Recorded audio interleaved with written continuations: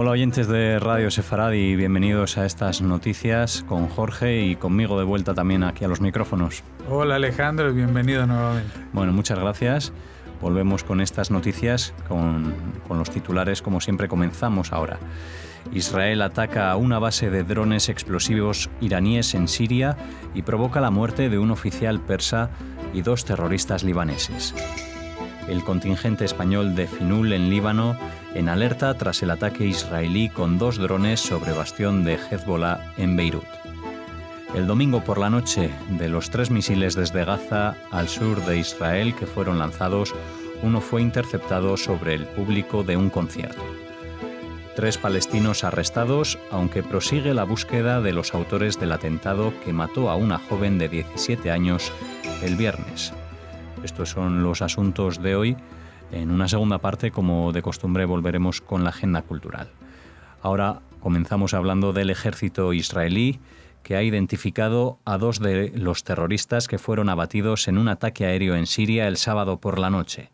Se trata de 2 libaneses de 22 y 23 años de edad, miembros del grupo terrorista Hezbollah que operaban para la Fuerza Quds, la unidad de élite del Cuerpo de la Guardia Revolucionaria Islámica para las operaciones militares y terroristas contra Israel que coordina el general iraní Qasem Soleimani desde dentro de Siria. Ambos terroristas estuvieron en Irán muchas veces en los últimos años, entrenándose en la citada unidad iraní para operar drones asesinos, es decir, portadores de cargas explosivas contra blancos israelíes. Ante las informaciones sobre la inminencia de su ataque, Israel bombardeó al grupo cuyo cuartel general estaba al sureste de Damasco. Aparte de los 2 terroristas identificados, hubo también un oficial de la Guardia Revolucionaria iraní y otras 2 personas no identificadas. El líder de la organización reconoció su pertenencia al grupo. El ejército israelí ha emplazado baterías antimisiles cúpula de hierro en el norte del país por temor a una represalia de Irán y sus socios chiitas.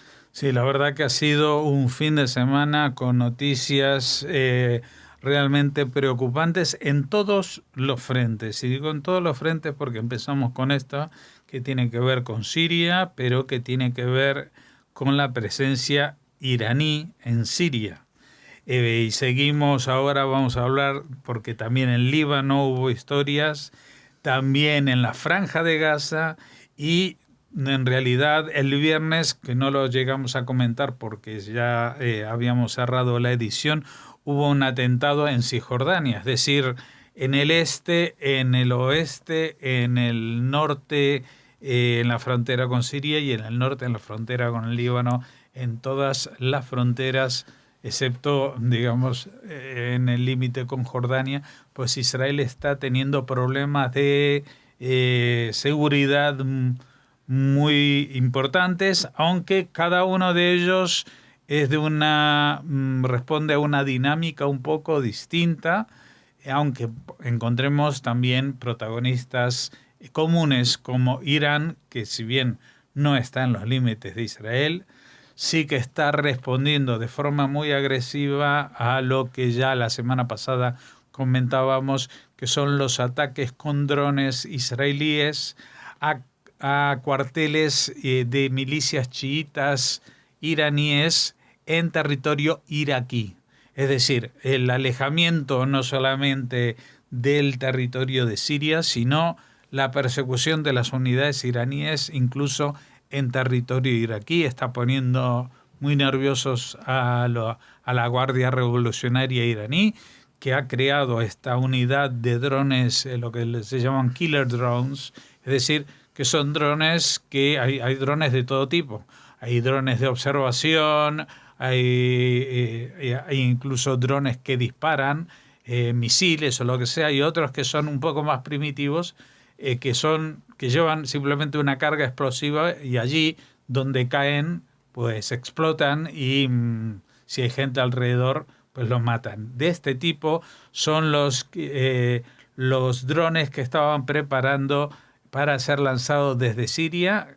Ya tenían los cuarteles instalados, se sabía todo y se sabía incluso cuándo estaban a punto de lanzarlos, y por eso la aviación israelí hizo esta operación el sábado. El contingente del ejército español en el Líbano ha aumentado sus medidas de vigilancia tras el ataque de Israel con un dron en la capital libanesa, Beirut, aunque sostiene que la situación está tranquila. El gobierno libanés ha informado de la caída de 2 drones sobre los barrios del sur de Beirut, considerados bastión del grupo terrorista Hezbollah, y ha señalado a Israel como responsable del ataque. Un primer dron, al parecer de reconocimiento, cayó en la ciudad sin que se haya confirmado si fue derribado, y un segundo aparato, al parecer, contenía explosivos y explosionó antes de llegar a su objetivo. España cuenta con 600 militares destinados en la base Miguel de Cervantes, en el sur del Líbano, fronterizo con Israel, en el marco de la Fuerza Interina de Naciones Unidas para Líbano, FINUL, bajo el amparo de la Resolución 1701 del Consejo de Seguridad de la ONU, garante del alto el fuego entre Israel y las fuerzas libanesas tras la guerra de 2006. Bueno, FINUL, la fuerza española, ya lo hemos explicado en más de una ocasión, se encuentra allí desde que este alto el fuego se puso en marcha y se nombraron algunos países como fuerzas interinas de Naciones Unidas, entre ellas España.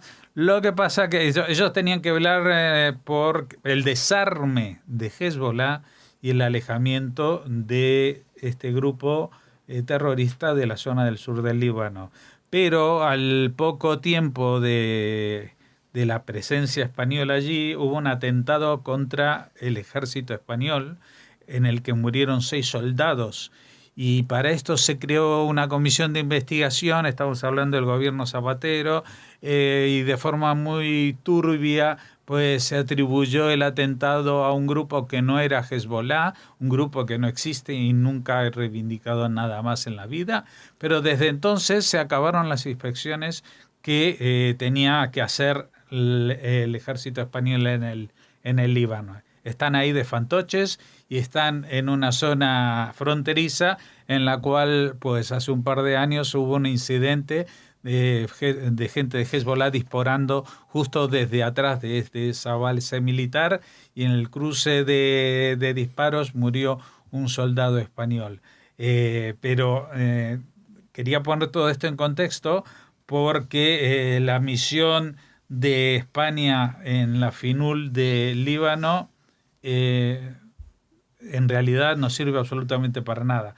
Vigila una frontera y debajo de sus pies, literalmente debajo de sus pies, se han cavado túneles, y esto se ha mostrado hace cosa de unos meses, incluso a los jefes y generales de estas fuerzas que están allí, debajo de las torretas que ellos tienen, han estado perforando, y esto no se puede hacer con pala, con pico y pala, esto se ha hecho con máquinas durante años, porque es una piedra muy dura. Se ha ido perforando túneles de ataque hacia Israel que Hezbollah tenía preparados. Y lo decimos porque parece que esta misión no tiene mucho sentido de ser, o por lo menos no para un país democrático y que cree que las misiones de Naciones Unidas tendrían que servir para algo. Pero aparte de todo esto que estoy hablando del contingente español, vamos a hablar del ataque que se supone tuvo lugar en Beirut, porque claro, uno dice a Beirut, Israel ataca a Beirut. Pues no, ataca siempre a un barrio muy concreto, que es el barrio donde están los cuarteles generales del brazo armado de Hezbollah, del grupo terrorista Hezbollah en Líbano, y donde vive su líder Nasrallah. ¿Y por qué lo atacan? Pues evidentemente esto tiene que ver con la noticia anterior, porque no solamente Hezbollah colabora con Siria en la recuperación de su territorio, sino que colabora con los iraníes desde muchos órdenes de actuación.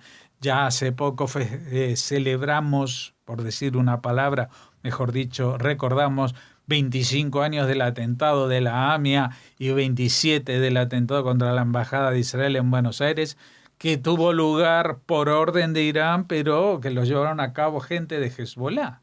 Hezbollah es una marioneta de Irán, y en esta ocasión Israel no ha querido hacer un ataque, evidentemente. Y lo digo ¿por qué?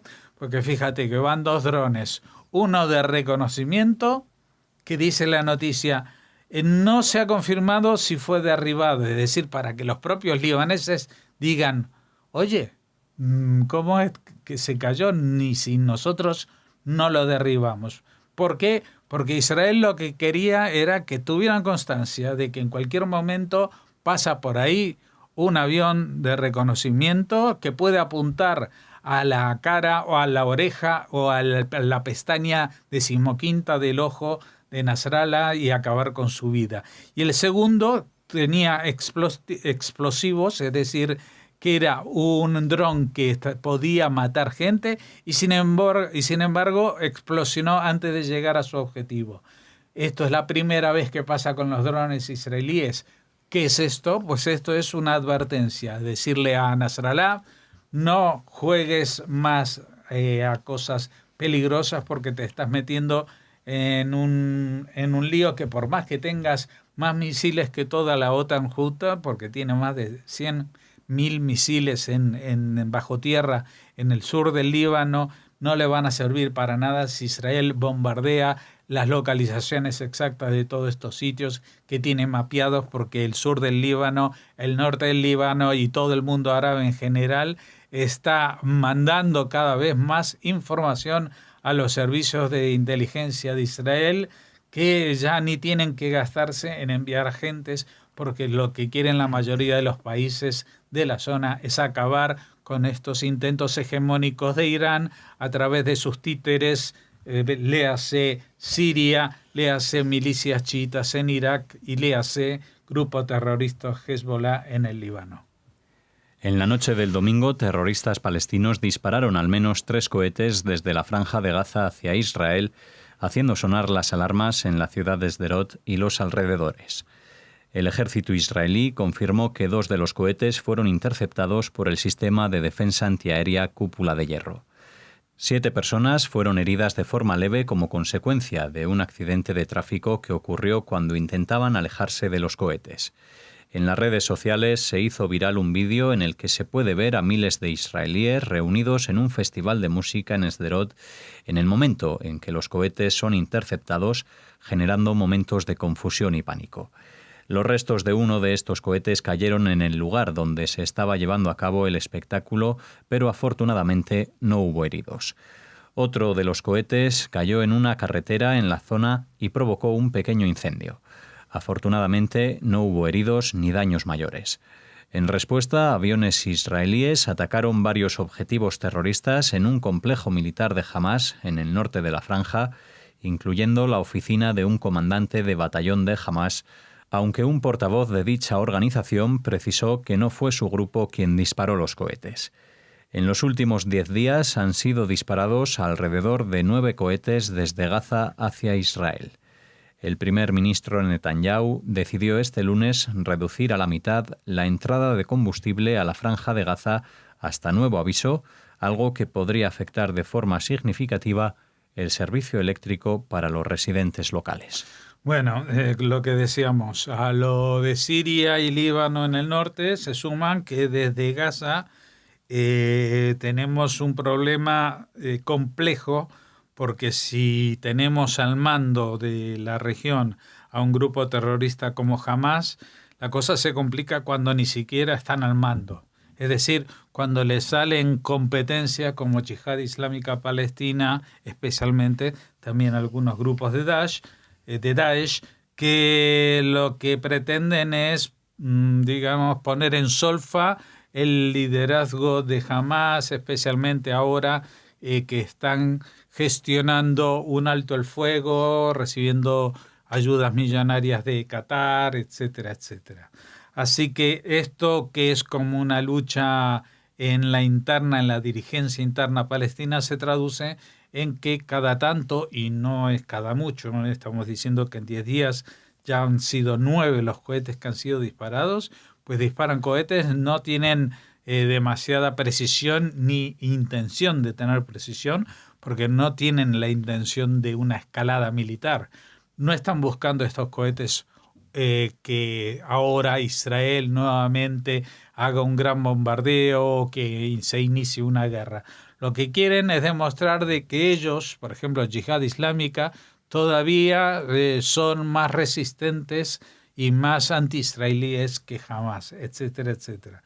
Pero claro, en el medio se producen situaciones muy incómodas. Aparte del terror que produce esto en la población, escuchar una sirena y tener 15 segundos para refugiarse, que en la mayoría de los casos pues no llegas al refugio, pero tienes la suerte de que no te cae justo el misil encima. Como digo, en este caso había un concierto al aire libre, 5.000 personas en la ciudad de Sderot, con una actuación, que esto que el otro, y de pronto suenan las sirenas. Claro, están en un recinto al aire libre, pero un recinto más o menos cerrado. Algunos empiezan a dispersarse, pero de pronto ven cómo en el aire, en cuestión de segundos, aparece el misil y aparece el misil de interceptación de cúpula de hierro y explota sobre sus cabezas, y que los trozos de eso van cayendo como lluvia metálica alrededor de ellos. La situación no es para nada ni agradable, ni normal, ni algo soportable para ningún país en ningún lugar del mundo.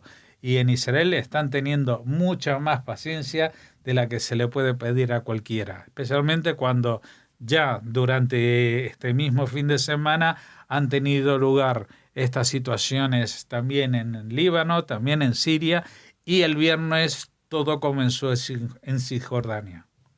Fuerzas de seguridad israelíes arrestaron a 3 palestinos en los territorios en disputa de Judea y Samaria mientras rastrillaban la zona en busca de los terroristas que asesinaron a Rina Snerb, de 17 años, en un ataque con explosivos perpetrado junto al manantial Ein Buvin, cerca del asentamiento Dolev, en base a imágenes de cámaras de vigilancia en la zona. El hermano de la asesinada, de 19 años, resultó herido de gravedad, pero mejora tras ser intervenido quirúrgicamente. Ambos hermanos llegaron con su padre, el rabino Eitan, que sigue herido grave, al manantial Ein Buvin, a pasos del asentamiento Dolev, en la región de Binyamin, donde tuvo lugar la explosión. Se estima que los terroristas que asesinaron a Rina estaban en la zona del ataque y activaron el artefacto explosivo, que tenía una gran cantidad de metralla, desde cierta distancia. Se estima que el ataque no es obra de un lobo solitario, sino de una célula vinculada a un grupo. Miles de personas participaron en los funerales de la menor Rina. Bueno, esto ha indignado a Israel porque, entre otras cosas, este ataque, esta explosión tuvo lugar con un mando a distancia. Es decir, que había alguien a cierta distancia, alguien o uno o varias personas, a cierta distancia de este manantial, esperando que apareciese gente. Y parece que había en las redes sociales cierta convocatoria para que viniese más gente. De momento había llegado esta familia, pero a mí lo que me parece todavía más insoportable e incalificable, ya de todos los epítetos, adjetivos que se puedan encontrar en el diccionario, y expresiones, es decir, que son 2 chicos, un chico de 19 años, una chica de 17, y el padre de ellos, que no sé, tendrá 50, no sé, que lo digo por decir, ¿vale? Y activan la bomba que va a explotar cuando la niña, que la menor de ellas, cuando una chica de 17 años va a beber agua en el manantial. Por ello ella es la que muere en ese momento. En los que resultan heridos su padre y su hermano, que estaban apenas a unos metros de distancia, y que seguramente el cuerpo de la pequeña absorbió gran parte de la metralla que los hubiera matado a ellos también. Pero ¿dónde, en qué mente retorcida, en qué ideología, en qué religión, en qué fe, en qué cerebro humano entra la capacidad para que alguien a quien no conoces de nada, y que es una chica de 17 años que ha venido a beber agua en un manantial, que no ha venido a ocupar las tierras de tus antepasados ni hacer absolutamente nada, que no la conoces de nada, que simplemente sabes que no es árabe, que es judía, porque su padre va con una kipá, pues vale la pena hacer que muera de esa manera tan vil, tan cobarde, y que yo, como digo, no me quedan calificativos, y más me quedarán, menos calificativos me quedarán si los atrapan vivos y son juzgados y van a la cárcel, y la autoridad palestina, con los impuestos que pagamos aquí en España, van a pagarle una pensión extraordinaria a esta gente por hacer este tipo de cosas. Eso es lo que no es soportable. Ya no es soportable que exista gente así, sino que encima estemos aquí todos absortos y sin hacer absolutamente nada. Y cuando digo absolutamente nada, no digo ir a Cisjordania a defender a los colonos, o a ir a atacar a los árabes aquí o allá, sino a tomar una decisión en el gobierno español que sea el de turno, de izquierda, de derecha, de extrema izquierda o de extrema derecha. No hay ningún gobierno que pueda soportar que se subvencione este tipo de terror. Cerramos aquí esta primera parte de las noticias de hoy en Radio Sefarad. Volvemos con la agenda cultural en unos segundos.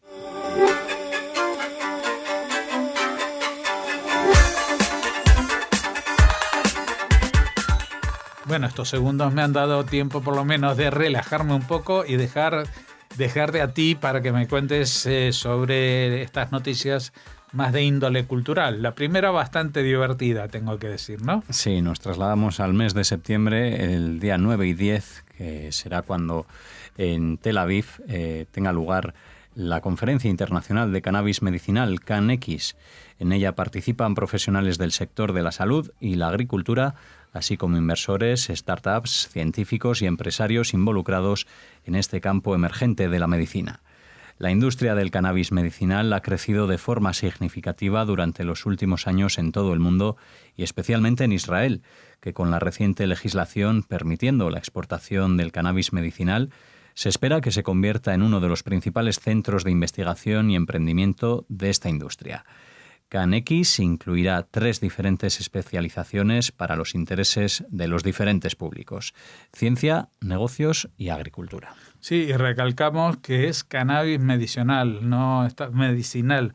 No estamos hablando del cannabis que se llama recreativo, que ese es otro tema que está abierto en muchos países. En Uruguay lo han regulado, etcétera, etcétera. Estamos hablando del cannabis que sirve para curar a las personas, que sirve especialmente para relajar los síntomas, por ejemplo, del Alzheimer, del Parkinson, e inclusive muchas veces para ayudar a recuperar el apetito a las personas que reciben tratamiento de radioterapia y quimioterapia. Y no necesariamente el cannabis medicinal sea alguien fumándose un porro. Todo lo contrario, los hay por inhaladores, o los hay en pastillas como hierbas, etcétera, etcétera. Pero los efectos del uso de esta planta van más allá de las creencias populares o de las tradiciones que haya en distintos países. Estamos hablando de bases científicas que han establecido para qué se puede usar y en qué medida, y justamente el tabú internacional sobre la cuestión de que el cannabis también se usa como una droga recreativa que puede llevar al uso de otro tipo de drogas, es lo que ha frenado la expansión de su uso medicinal. Ahora Israel ha aprobado una ley que permite incluso exportar estos productos, y esperemos que esta feria les ayude a normalizar esta situación entre los países interesados, que son prácticamente todos aquellos del mundo que quieran mejorar la salud de sus habitantes, ¿no? Y de esta conferencia, que les recordamos tendrá lugar en Tel Aviv los próximos 9 y 10 de septiembre, nos trasladamos a España, en concreto a la población Castrillo Mota de Judíos, que contará con un plan integral para convertirse en referente de la cultura sefardí. Este plan le permitirá actuar durante los 2 próximos años en las excavaciones del yacimiento arqueológico de La Mota, con el fin de recuperar el asentamiento judío y ponerlo en valor como un referente cultural. Lorenzo Rodríguez ha señalado que todo este proyecto pretende ahondar en el estudio de la cultura judía, huyendo de aspectos políticos e ideológicos, ya que, según ha comentado, los ayuntamientos que mezclan cultura con política se equivocan. Bueno, no lo dice en la noticia, pero Lorenzo Rodríguez es el alcalde de Castrillo de Mota de Judíos, también es senador en la Asamblea de Castilla-León. Por lo tanto, es una figura que desde hace muchos años viene impulsando el avance en este sentido. También ha sido el impulsor del cambio del nombre, por el cual Castrillo ha sido noticia en todo el mundo, ¿no? Recordemos que hasta hace, no sé si eran 5 o 6 años, se llamaba Castrillo Mata Judíos. Y simplemente recuperaron este nombre, Mota de Judíos, no solamente porque el primero era malsonante, sino porque era erróneo. Era la Mota de Judíos, la zona de la Mota, donde habitaban los judíos que justamente se refugiaron allí de las matanzas y pogromos que hubo a finales del siglo XIV en poblaciones cercanas como Castrojeriz. Así que desde aquí nuevamente nuevas felicitaciones para esta pequeña localidad que está también en vías de erigir un centro de interpretación de la cultura judía, ya que evidentemente es un sitio tan pequeño que restos arqueológicos dentro de lo que es el casco urbano no hay. Pero lo que sí hay son restos arqueológicos en La Mota, que es un sitio como que más apartado al costado del pueblo, y es donde ya los arqueólogos han encontrado algunos indicios, y ahora gracias a este plan tendrán 2 años más para seguir descubriendo y sacando a la luz las evidencias de la presencia judía.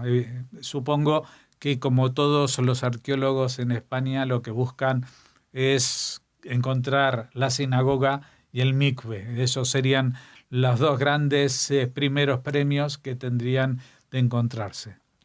Y ahora terminamos esta agenda cultural hablándoles de Abrasa Rothenberg, padre de la actriz Cecilia Roth y del músico Ariel Roth, que presenta estos días un nuevo libro, La amenaza, una historia que se desarrolla durante la Segunda Guerra Mundial en el pueblo argentino de Río Ceballos y culmina en 1977 en plena dictadura militar.